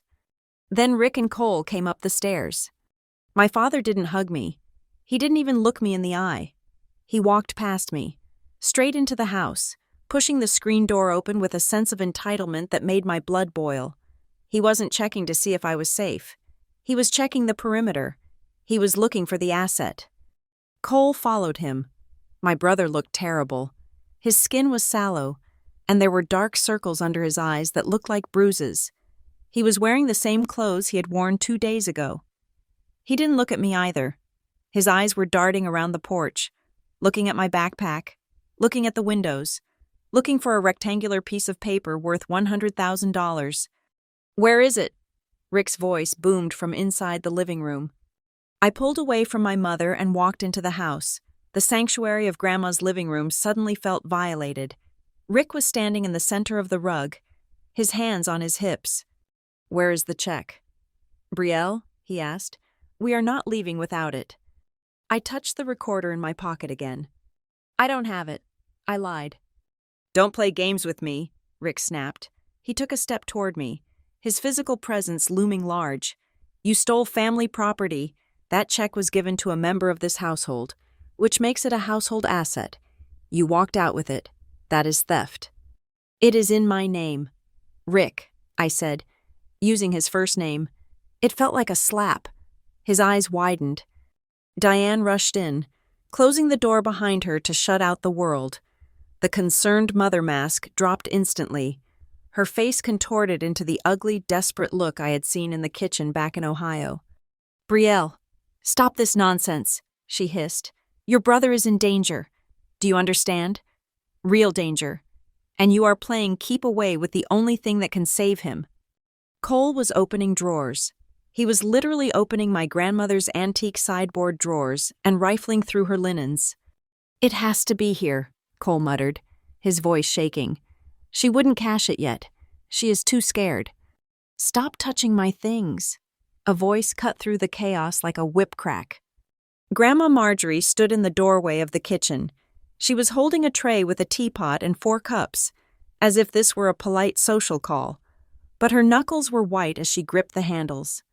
Marjorie, Rick said, his tone shifting to a patronizing baritone, we are just handling a family matter. I am sorry we had to intrude, but your granddaughter is having a breakdown. We are taking her home to get her the help she needs. Marjorie set the tray down on the table with a loud clatter. She is not having a breakdown. Rick, she is having a breakthrough, and nobody is taking anything from this house. Rick sighed, running a hand through his thinning hair. Look, Marjorie, I know you mean well. I know you think you are helping, but you don't know the whole story. Brielle is confused. She stole a significant amount of money from us. I stole nothing, I shouted. You took the check, Cole yelled, slamming a drawer shut. That money was for the loan. You agreed. I never agreed, I said, my voice shaking but clear. I said no. I left because you were trying to force me to sign a fraud. Rick turned to Marjorie. See? He said, gesturing to me. She is delusional. She thinks her own parents are criminals. Listen, Marjorie, we just want to protect her. If she keeps this money, she's going to blow it on nonsense. She is 18. She doesn't understand finance. We are just going to hold it in a trust for her, managed by the family. Marjorie crossed her arms. There is no signing happening here. Rick, not today, not ever. Brielle stays. The money stays. You 3 leave. Diane stepped forward. Her strategy shifted. She looked at Marjorie with venomous eyes. You did this, she spat. You poisoned her. She was a good girl before she came here. She listened. She cared about her family. You put these ideas in her head. You told her to be selfish. I told her to be smart, Marjorie corrected. You are brainwashing her, Diane screamed. Her voice cracked. If she doesn't get in that car right now, I am going to tell everyone. I will tell the whole family, the church, the neighbors, everyone, that you lured her here, that you are manipulating a mentally unstable girl to get back at me. I will sue you for custodial interference. Mother, I swear to God. The threat hung in the air. It was a vicious thing to say to her own mother. I stepped between them. I felt a surge of cold, hard anger rising in my chest. It wasn't the hot, tearful anger of a teenager. It was the calculated fury of an adult who sees the strings. Nobody brainwashed me. Mom, I said. Diane turned on me. Yes, she did. Look at you. You are defying your father. You are abandoning your brother. This isn't you. Brielle, you are the sweet one. You are the helper. I am not the helper. I said, I am the spare tire. You only use me when you get a flat. And I am tired of being run into the ground so Cole can drive reckless. Cole looked up from the bookshelf he was searching. You little witch, he snarled. He took a step toward me. Rick held up a hand to stop him. A slow, cruel smile spread across my father's face. He reached into his jacket pocket and pulled out his phone. You say you weren't brainwashed? Rick asked softly. You say you didn't agree to give us the money? I never agreed. I repeated. Rick tapped his screen. That is funny, he said, because I have proof that you did. He held the phone up. Volume on max. He pressed play. A voice filled the room. It was my voice, but the cadence was wrong. It sounded disjointed. I want to give the money to Cole. It is the right thing to do. Family comes first. I don't need it for school. I will sign whatever you want. The recording stopped. I stared at the phone. I felt the blood drain from my face. I had never said those sentences together. I recognized the phrases. Family comes first was something I had mumbled during a dinner prayer months ago. I don't need it for school was from a conversation where I said I don't need a new laptop for school. I will sign whatever you want was from when I signed a permission slip for a field trip years ago. He had recorded me, for years, and he had stitched the audio together. Diane looked triumphant. There, she said. You heard her. She agreed. It was a verbal contract. She promised the money to Cole. Now she is reneging because you got in her ear. Mother. Rick looked at Marjorie. We have a verbal binding agreement. Marjorie, and in the state of Ohio, that holds weight. If you don't let us take the check and the girl, I will play this recording for the police. I will play it for the judge. I will prove that she is unstable and that she promised this money to settle a debt. Cole smirked. It was the first time he had smiled all morning. Game over. Bree, he said. My heart hammered against my ribs. It sounded real. To a stranger. It would sound like I had volunteered to give the money away. They had manufactured my consent. I looked at Grandma Marjorie. I expected her to look shocked. I expected her to be afraid. Instead, she looked bored. She walked over to the table, picked up a piece of toast, and took a bite. She chewed slowly, looking Rick up and down. Is that it? She asked. Rick blinked. What? The recording, Marjorie said. Is that your big gun? It is evidence, Rick blustered. It proves intent. Marjorie swallowed her toast. She wiped crumbs from her fingers. Rick, she said, her voice dripping with disdain, you are a mediocre businessman, and apparently, a terrible sound engineer. She pointed a finger at the phone. I could hear the background noise shift 3 times in that sentence. The I wanna give part had the hum of the refrigerator in the background. The family comes first part had wind noise, and the I will sign part had an echo, like it was recorded in a hallway. She took a step closer to him. Do you really think I am an idiot? She asked quietly. Do you think a judge won't ask for the metadata? Do you think a forensic audio expert won't see that those clips were recorded on different dates, years apart? Rick's face turned a shade of purple I had never seen before. It is admissible, he shouted. It is a felony, Marjorie countered. It is evidence tampering. And if you try to play that in a courtroom, or even to a police officer, I will have my lawyer strip mine your entire digital history. We will find the original files. Rick, we always do. She looked at Diane, who was shrinking back against the wall. And you, Marjorie said to her daughter, you stood there and let him do it. You let him splice your daughter's voice to rob her. It wasn't robbery, Diane cried. It was survival. Marjorie turned back to me.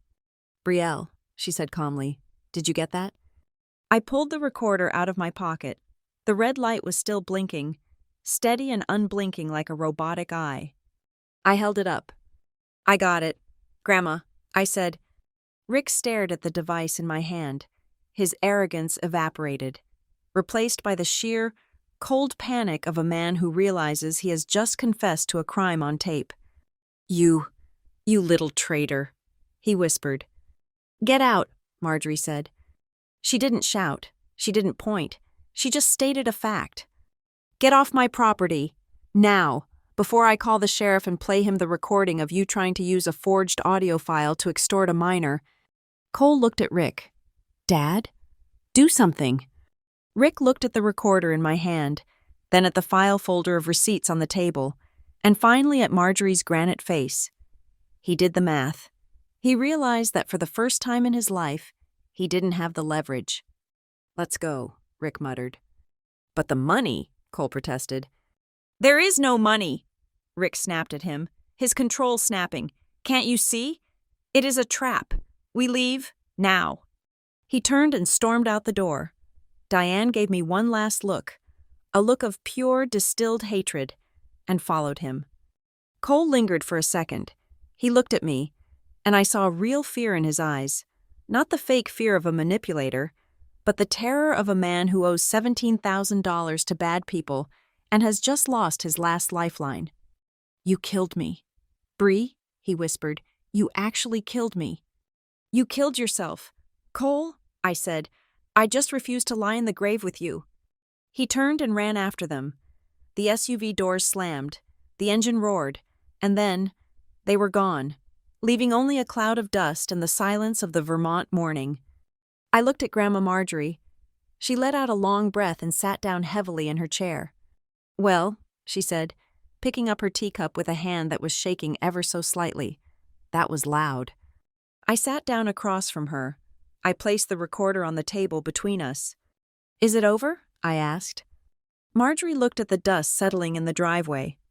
"No," she said softly. "The shouting is over. Now comes the desperation. Your brother is cornered, and a cornered animal does not just run away, it bites." The dust from my father's SUV had barely settled on the driveway before the silence in the kitchen shifted. It was no longer the silence of shock. It was the silence of a war room. The adrenaline that had sustained me through the confrontation was fading, replaced by a cold, investigative clarity. Grandma Marjorie didn't go back to her tea.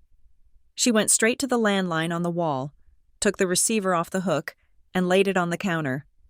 "We are not taking calls," she said, "but we are making some." She pointed to my cell phone, which was sitting on the table next to the voice recorder. "That man who called you," she said, "the one from Detroit. Do you have the number?" I nodded. I pulled up my call history. The number was etched into my memory, a sequence of digits that represented the terror of the open road. I read it out to her, and she wrote it down on a yellow legal pad. Then she opened her laptop. "Let us see who Cole has really invited into our lives," she muttered. We typed the number into a reverse lookup service. It didn't come back to a bank.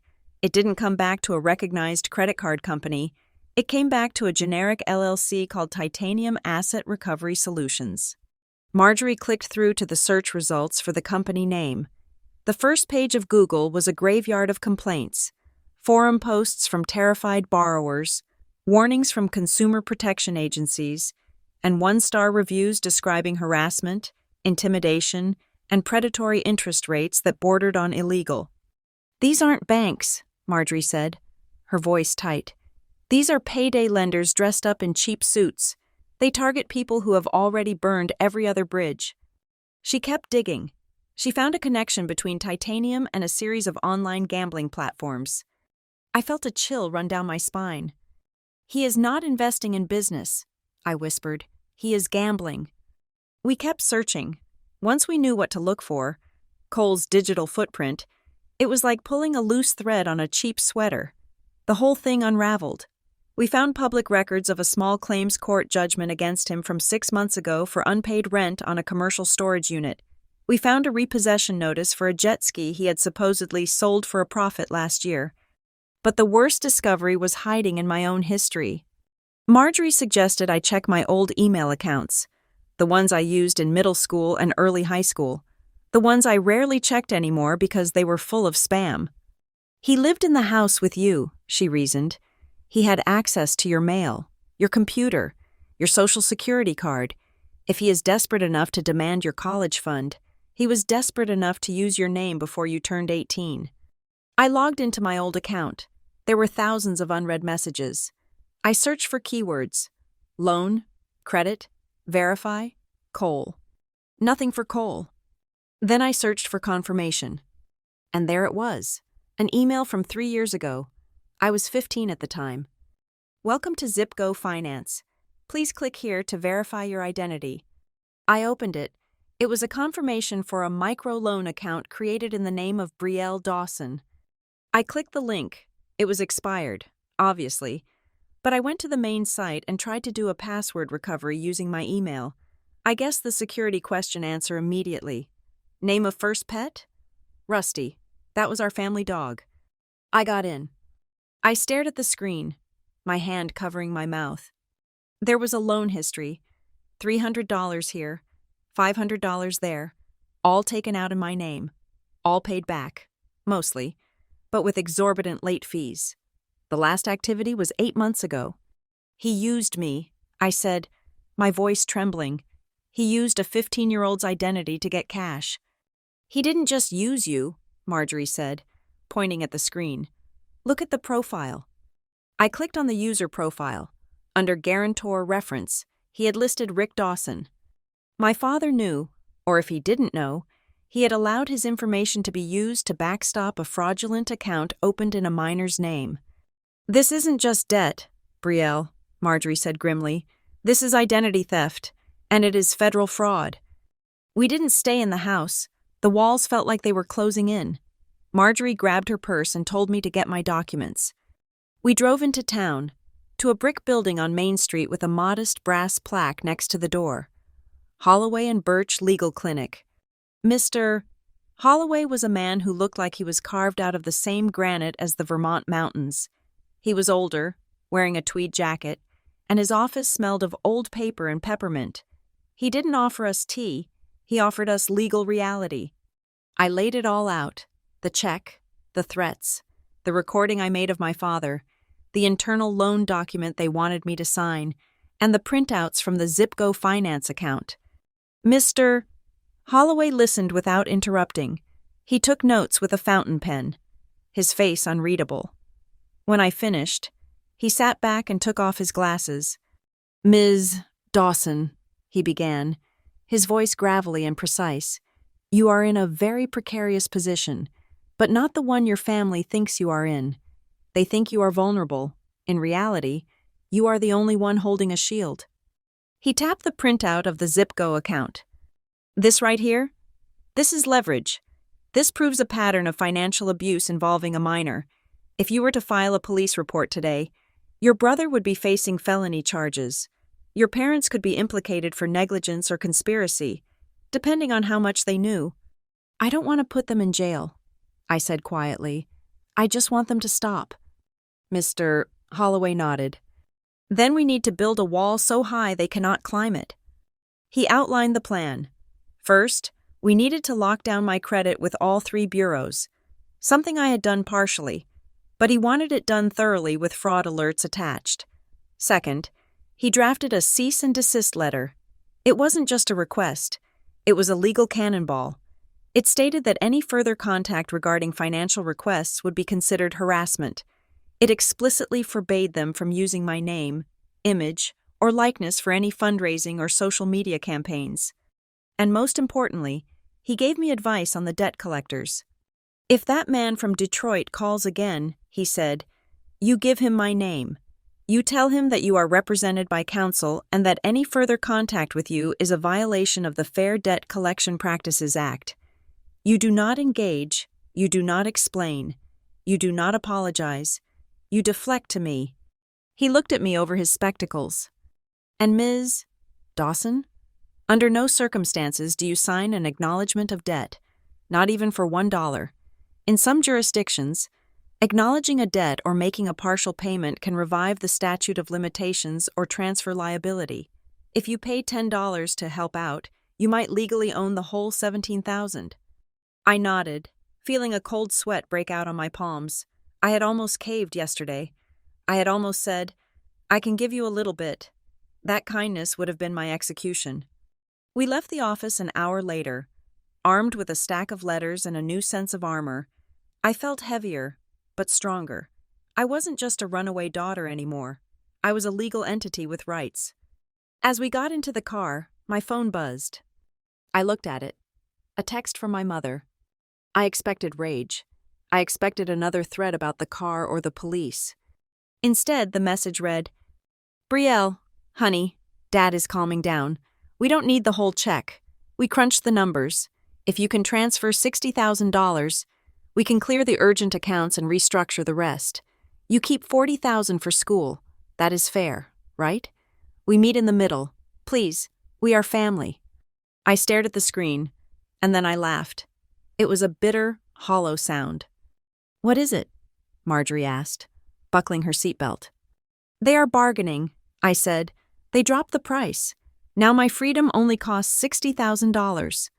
I showed her the phone. Marjorie read it and scoffed. 60,000, she repeated. Do you know what that tells me? That they really need 60,000? I guessed. No, she said. It tells me they don't respect the money. And they don't respect you. They think this is a negotiation. They think your no was just a starting position. If you give them 60 today, they will come back for the other 40 next month because unexpected expenses came up, and then they will come for your income, and then your credit score. She put the car in gear. It confirms everything. Brielle, they don't see that money as yours. They see it as a family resource that you are selfishly hoarding. By offering to take only 60%, they think they are being generous. They think they are doing you a favor by letting you keep a fraction of your own gift. I looked at the text again. We meet in the middle. There was no middle. There was only the cliff edge. If I stepped toward them, I would fall. I didn't reply. I took a screenshot of the text, saved it to the folder labeled Evidence, and put the phone away. I am not giving them 60 cents, I said. Marjorie nodded. Pulling out onto the main road, the sun was setting, casting long shadows that looked like bars across the dashboard. Good, she said, because tomorrow we are going to stop playing defense. Mr. Holloway is sending the letters, but I have something else in mind. What? I asked. Marjorie smiled, but it wasn't a warm smile. It was the smile of a woman who had kept receipts for 20 years and was finally ready to cash them in. They want to talk about debts, she said. They want to talk about who owes who? Fine. We are going to audit the Dawson family. I have spent the last 2 decades writing checks to keep that ship afloat. Tomorrow, I am going to show them the ledger. She tapped the steering wheel. It is time to use the one thing they are terrified of. Brielle. What is that? Paperwork, she said. Irrefutable, mathematical, notarized paperwork. The next morning, the war did not look like a battlefield. It looked like an accounting firm. We sat at Marjorie's dining table, which was no longer set for breakfast, but was covered in neat stacks of paper. The sunlight streamed in through the window, illuminating the dust motes dancing in the air. But the atmosphere was cold and clinical. There was no shouting. There were no tears. There was only the rustle of documents and the rhythmic clicking of laptop keys. Marjorie opened a thick, leather-bound ledger. She had kept it for 30 years. It was a terrifying chronicle of the Dawson family economy. I want you to see this, she said, her voice dry. She ran her finger down a column dated 5 years ago. August 12th, $2,000. Rick car transmission. September 4th, $400. Coal traffic ticket. October 1st, $1,500. Diane credit card minimum payment. She turned the page. January, bail for coal, $3,000. March, legal retainer, $5,000. It went on and on, page after page of my grandmother quietly, steadily bleeding her own retirement dry to keep my parents afloat. She hadn't just been a safety net. She had been the entire floor. I did the math in my head. Over the last decade, she had given them close to $200,000, double what she had given me for college, and they had nothing to show for it. No investments, no paid-off mortgage, no savings. It had all evaporated. They call me controlling, Marjorie said, closing the book with a heavy thud, because I finally started asking where the money went.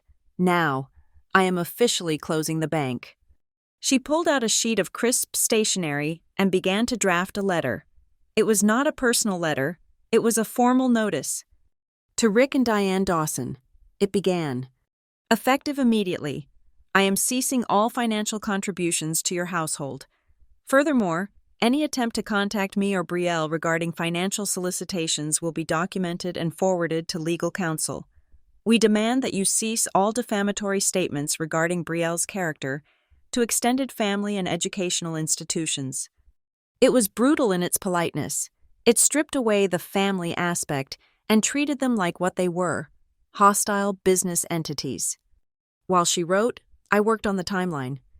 Mr. Holloway, the lawyer, had told me that in a he-said-she-said situation, The person with the best notes wins.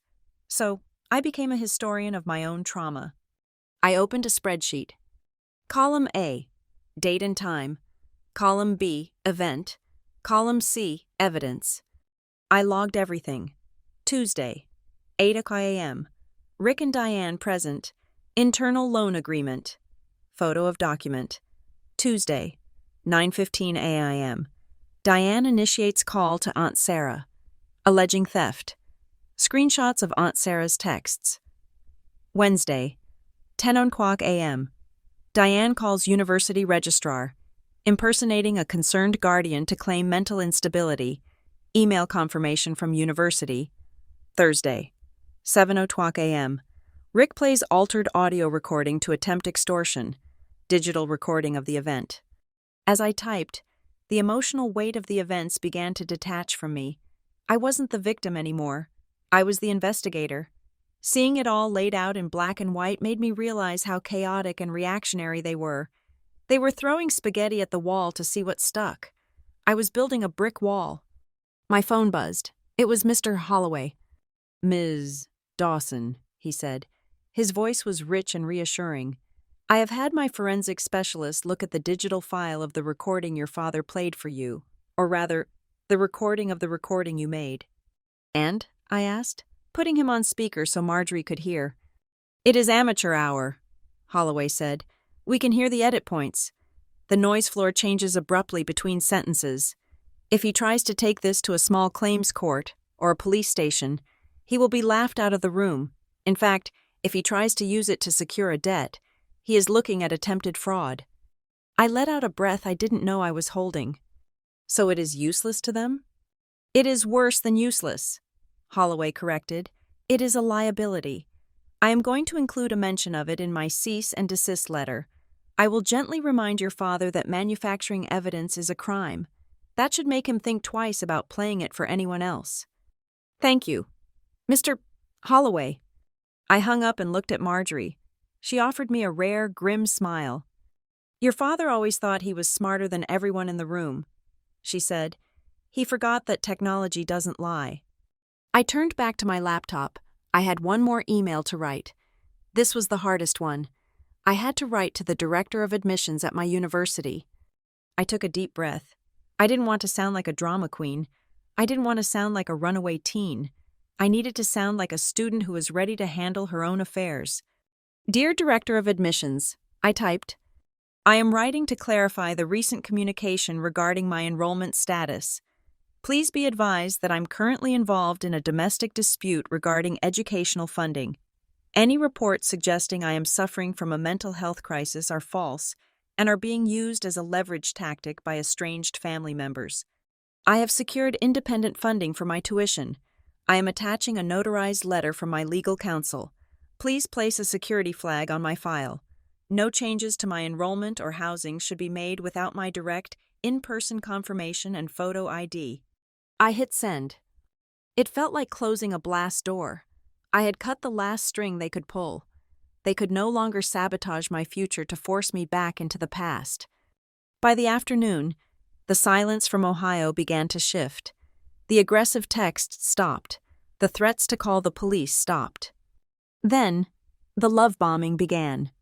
At 2:00, a delivery truck pulled up to Marjorie's driveway. It was a flower delivery. A massive, expensive bouquet of lilies and roses. The card read, "We miss you.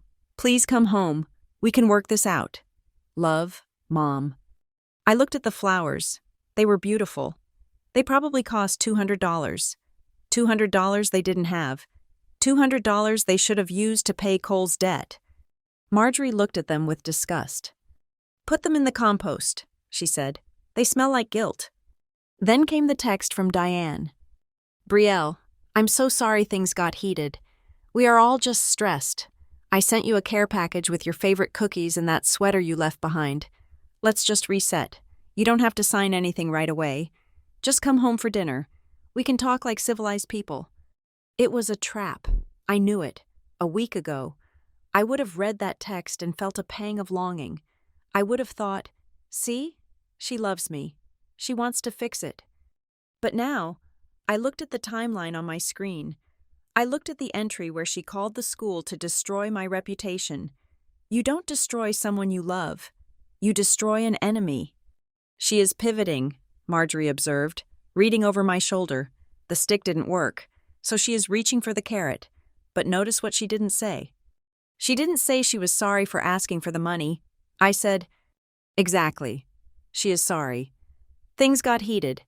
She is sorry about the reaction, not the action. If you go back there, the cookies will be on the table, but the loan agreement will be under the placemat. I didn't reply. I took a screenshot of the text, added it to the spreadsheet under attempted manipulation, and archived the thread. Then, at 5 o'clock, the storm broke again. My phone vibrated with a text from Cole. You think you are so smart. You think you are safe up there with the old witch. I stared at the dots dancing as he typed the next message. You ruined my life. Brielle, those guys are calling me every hour. They know where I work. They know where I hang out. If something happens to me, it is on you. You have the money to stop this and you are just watching me drown. I hope you can sleep at night. My finger hovered over the keypad. I wanted to scream at him. I wanted to type back, you ruined your own life. You stole my identity when I was 15. You gambled away your chances. But I remembered Mr. Holloway's advice, do not engage. Every word I typed could be twisted. Every emotion I showed was fuel for their narrative that I was the unstable one. I took a deep breath. I took a screenshot. I saved it. I did not reply. Marjorie watched me. She saw the struggle on my face. He is flailing, she said softly. He wants you to feel responsible so you will jump in the water to save him. But you cannot save a man who is hugging an anchor. She stood up and walked to the phone on the wall. She picked up the receiver and dialed a number she knew by heart. Who are you calling? I asked. The bank, she said, and then my accountant. She waited for the line to connect. Her face was set in stone. Hello. David? Yes, it is Marjorie Hale. I need to make some changes to my estate planning and my monthly standing orders. She paused, listening. Yes, I want to cancel the recurring transfer to the account ending in 459. That is Rick Dawson's account. Yes, cancel it immediately. She looked at me, her eyes fierce. And David? I need to draft a codicil to my will. I want to explicitly disinherit Cole Dawson, and I want to restructure the remaining assets so that any inheritance from my daughter Diane is placed in a trust managed by an independent executor. She is not to have access to the principal. She listened for a moment longer. No, David, nothing happened to me. I just finally woke up. She hung up the phone. The silence that followed was heavy, but it was clean. It was the silence of a surgery that had successfully removed a tumor. It is done, she said. She sat down opposite me. I have spent 20 years paying for their mistakes because I was afraid they would hate me if I stopped. She confessed, today, I realize they will hate me either way, but at least this way, I get to keep my dignity and my money. She reached across the table and took my hand. They are going to panic. Brielle, when the monthly transfer doesn't hit Rick's account on the first of the month, and when Cole realizes no help is coming, they are going to get very, very desperate. I know, I said. Cole isn't just angry, Marjorie warned. He is scared, and a scared man with no money and a debt to a criminal organization is a dangerous thing. He won't just text next time. What will he do? I asked. Marjorie looked out the window at the darkening driveway. He will try to take what he thinks is his. He will try to become the victim so loudly that the world forces you to pay. He is going to try to burn it all down. I looked at my laptop, at the rows of evidence, at the fortress of facts I had built. Let him try. I said, I am not the one holding the matches anymore. 2 days later, my phone buzzed with a notification that sounded like a gunshot in the quiet Vermont kitchen. It was not a text message. It was an alert from the credit monitoring app Mr. Holloway had helped me install. New inquiry detected. Speedy cash advance. Credit check initiated for Brielle Dawson. I stared at the screen. My heart did not race this time. Instead, it slowed down into a cold, hard rhythm. I tapped the notification to see the details. The application had been submitted 10 minutes ago online. The applicant listed their annual income as $100,000, my college fund. They listed their employer as Dawson Landscaping, a company that did not exist legally, and they had used my social security number. Cole. He was not just desperate, he was delusional. He thought that because I was his sister, the rules of federal identity theft did not apply to him. He thought that if he just did it quickly enough, I would be too scared or too family-oriented to stop him. He was wrong. I pressed the button marked, "This was not me." Then I called the fraud department number listed on the app. I spoke to a woman named Karen. I kept my voice steady. I did not say, "It is my brother." I did not say, "It is a mistake." I said, "Someone is using my identity to apply for unauthorized credit. Please freeze the application and flag this as fraud." Karen typed for a moment. "We have stopped the transaction, Ms. Dawson," she said, "since you have a fraud alert already on file. The system auto-rejected it. We will need you to file a police report to make the record permanent." "I will file it today," I said. I hung up. I looked at Grandma Marjorie, who was reading a book by the window. "He tried again," I said. Marjorie did not look up from her page. "He hit the wall," she said simply. "Now, wait for the scream." The scream came 11 minutes later. My phone rang. It was Rick. I hit the record button on the digital device sitting on the table, then answered on speaker. "Hello?" "Rick," I said. "You little traitor!" he roared. The sound distorted through the tiny speaker. "What did you do?" "I just received a fraud alert," I said calmly. "Someone tried to open a high-interest loan in my name using falsified income data. I reported it to the bureau." "It was your brother!" Rick shouted. "We told you he needed a bridge loan. He was just using your profile as a guarantor. We were going to pay it back next week." "He used my social security number without my permission." I said, "That is a felony, Rick, and listing my college fund as his income is bank fraud." "You blocked it!" he screamed. "You actually blocked him. Do you know what you just did? You just put a target on his back. They needed that confirmation number today. Brielle, today." "Then he should not have committed a crime to get it." I said, "You are cold," Rick spat. "You are a cold, heartless little girl. I hope that money keeps you warm when you have no family left." "I am not the one stealing," I said. I hung up. I looked at the recording device. The red light blinked, marking another piece of evidence in the file named Rick Dawson. Admission of complicity. By the afternoon, the battlefield shifted to the only place my mother had any power left: the internet. Diane did not text me. She went public. My phone started blowing up with notifications from Facebook and Instagram. My mother had posted a long, rambling status update. She did not name me directly, but she didn't have to.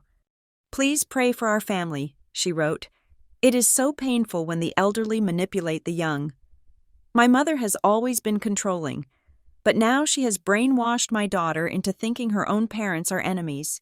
She is holding my daughter hostage in Vermont, cutting her off from everyone who loves her, all to control a small inheritance.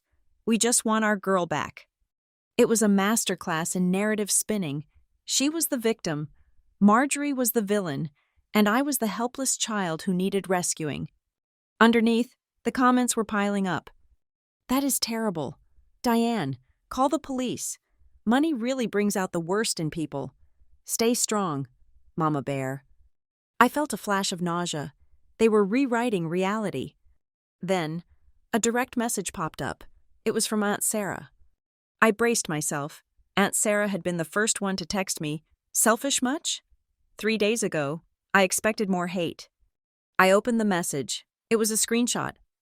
It was a text conversation between Aunt Sarah and my mother, Diane. "Diane, Sarah, I need you to post something. Brielle is being stubborn. If we pressure her enough, she will crack. Post that she is making the family look bad. Here is what you should say." Below that, Diane had typed out the exact insults Aunt Sarah had sent me earlier in the week. I stared at the image.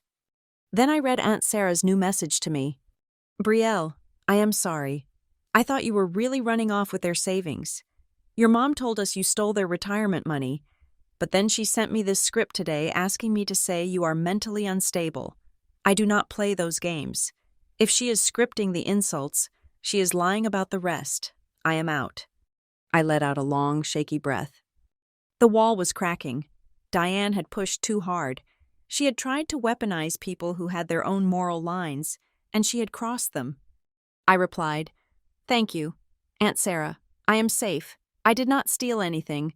I am just trying to go to college." I took a screenshot of Sarah's message. I added it to the folder on my laptop. Evidence item 42. Proof of coordinated harassment campaign. The sun began to set, casting long, bruised shadows over the driveway. The house was quiet, but it was a tense quiet. We knew this wasn't over. Cole's loan application had been denied. Rick's threats had failed. Diane's smear campaign was backfiring. They were out of options. And that was when the headlights appeared. It was not the aggressive SUV this time. It was a beat-up sedan, the muffler rattling loudly as it turned up the driveway. I stood up and went to the window. It was Cole. He was alone. I watched him get out of the car. He looked like a ghost.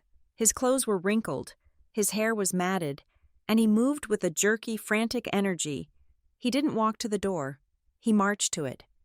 He began to pound on the wood. "Brielle, open up. I know you are in there." Marjorie was already moving. She walked to the door, unlocked it, and swung it open. She stood in the frame, blocking his entry. "Stop banging on my door." "Cole," she said, "you are disturbing the birds." Cole looked past her, his eyes wild. He spotted me standing in the hallway. "Bree, please," he begged. His voice cracked. It wasn't the arrogant tone he used in the kitchen.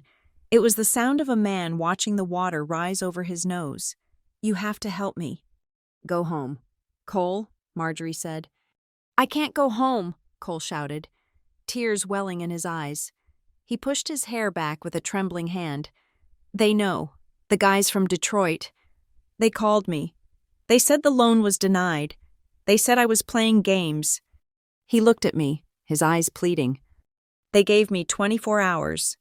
Bree, 24 hours. If I don't have $17,000 by tomorrow night, they are going to come for me. Physically. They said they would break my legs." He fell to his knees on the porch. My brother, the golden boy, the entrepreneur, the center of my parents' universe, was kneeling on a welcome mat, sobbing. "Please," he wept, "just the 17. I don't need the 100. I just need to not die. Dad doesn't have it. Mom doesn't have it. You are the only one." I felt a pull in my chest. It was an ancient reflex, trained into me since birth. Fix it. Help him. Be the good sister. It would be so easy to write a check. 17,000 was a lot, but I would still have 83,000. I could save him. I could stop the crying. I took a step forward. Marjorie put out an arm to stop me. She didn't look at Cole. She looked at me. "Look at him." "Brielle," she said softly, "look closely." I looked. I saw the fear. But I also saw something else. I saw the entitlement, even on his knees. He was demanding. He wasn't asking for forgiveness. He wasn't apologizing for stealing my identity. He was just demanding the bailout he believed he was owed. Marjorie walked to the hallway table. She picked up a manila folder. It was the file we had compiled, the Zipco fraud, the bank transfers, the fake income application from this morning. She walked out onto the porch and dropped the folder in front of Cole's knees. "What is this?" he sniffed, wiping his nose. "That is your history," Marjorie said. "It contains the records of the identity theft you committed against your sister when she was 15. It contains the proof of the bank fraud you attempted this morning. And it contains the cease and desist letter my lawyer mailed today." Cole stared at the papers. You would send me to jail?" he whispered, looking up at her with betrayal. "You are sending yourself to jail," Marjorie said. "You are writing your own confession every time you sign Brielle's name." She leaned down, her face inches from his. "Here is the reality. Cole, if you take $1 from Brielle, that folder goes to the police. If you come back to this house, that folder goes to the police. If those men from Detroit come for you, then you better call the police yourself, because we are not paying your ransom. Cole scrambled up, clutching the railing. He looked at me. Bree? He asked. You are going to let her do this? I am your brother. Blood is thicker than water. I looked at him. I remembered the smirk on his face when he told me I was soft. I remembered him searching my room. I remembered him gambling away the money Grandma gave him years ago. Blood is not a credit card. Cole, I said. His face crumbled. They are going to hurt me, he whispered. Then you should drive to the police station right now and tell them you owe money to loan sharks. I said, that is the only safe place for you.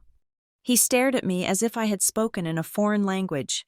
The idea of facing consequences, real, legal consequences, was so alien to him that he couldn't process it. He wanted the check. He wanted the magic eraser.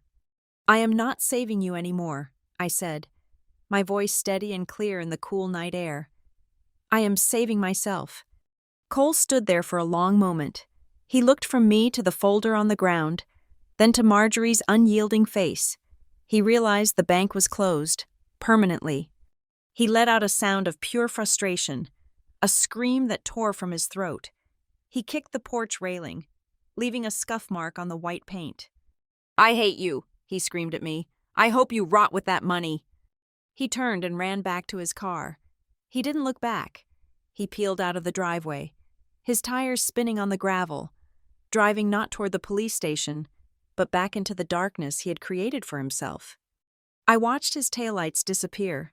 I felt a profound sadness. But it wasn't the heavy, crushing weight of guilt. It was the sadness of watching a fever break. Marjorie picked up the folder from the porch floor. She dusted it off. He won't go to the police, she said. No, I agreed. He won't.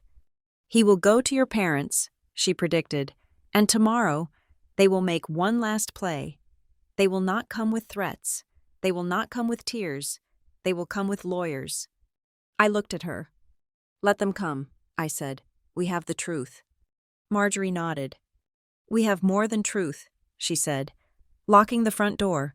We have the receipts, and tomorrow we are going to end this. Not with a shout, but with a signature. The final confrontation did not happen in a courtroom, but it felt like a sentencing hearing. 2 days after Cole's desperate appearance on the porch, Marjorie convened a meeting. She did not invite them to dinner. She sent a formal summons via Mr. Holloway's office, stating that a final settlement conference would be held at her residence regarding the disposition of the Educational Trust and family financial matters. They arrived at 10 in the morning. My parents and Cole walked into the living room, but the dynamic had shifted tectonically. They were no longer the authorities walking into a rebellious child's hideout. They were defendants walking into a judge's chambers. Mr. Holloway sat at the head of the dining table, his briefcase open. I sat next to him. Marjorie sat at the other end. There were 3 empty chairs on the opposite side. Sit down, Marjorie said. They sat. Rick looked exhausted, his suit unpressed. Diane looked pale, her eyes darting around the room as if searching for a camera. Cole looked like a man walking to the gallows. He was shaking slightly, his eyes bloodshot. Let us skip the pleasantries. Mr. Holloway began. His voice was smooth but hard as granite. We are here to clarify the legal standing of the assets in question and to establish permanent boundaries for Ms. Brielle Dawson. Rick cleared his throat, trying to summon his old bluster. Now look, he said, leaning forward. We are willing to compromise. We are family. We can work out a payment plan. Stop, Marjorie said. She didn't raise her voice, but the word killed the air in the room. There is no compromise. Rick, she continued, because there is no negotiation. You have been operating under a delusion. You believe that the $100,000 is a pile of cash that Brielle can access if you just pressure her enough. She gestured to Mr. Holloway. The lawyer slid a document across the table. The funds provided to Ms. Dawson are held in a restricted educational trust, Holloway explained. The check is merely a transfer instrument. It can only be deposited into a verified student account at an accredited university. It cannot be cashed. It cannot be transferred to a third party. It cannot be used for debt consolidation. Rick stared at the document. His mouth opened, then closed. You mean, even if she wanted to give it to us, she couldn't? Rick whispered. Correct, Holloway said. To extract those funds for personal use would require federal bank fraud, wire fraud, and the forgery of university documents, which, judging by recent events, you might have attempted, but you would have been caught immediately. The silence that followed was heavy. The entire crusade, the screaming, the threats, the smear campaign, it had all been for nothing. They had been trying to break into a vault that was never built to open for them. But we have debts, Diane whispered, tears leaking from her eyes. Real debts. Cole is in trouble. Marjorie opened the leather ledger she had shown me the day before. She placed it in the center of the table. I know about the debts, Diane, Marjorie said, because I have been paying them for 20 years. She opened the book. August 2015. $10,000 for emergency home repairs.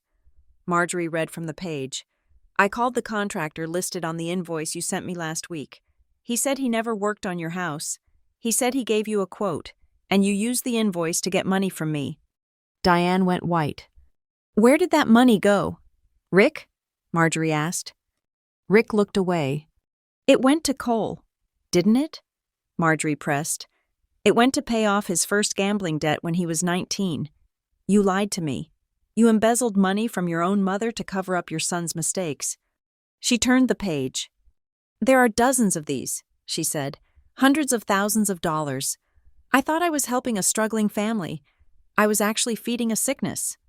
Rick slammed his hand on the table, but it lacked force. We did what we had to do, he shouted weakly. We protected our son. That is what parents do. No, I said. Everyone turned to me. It was the first time I had spoken. Parents raise their children to stand on their own, I said, looking my father in the eye.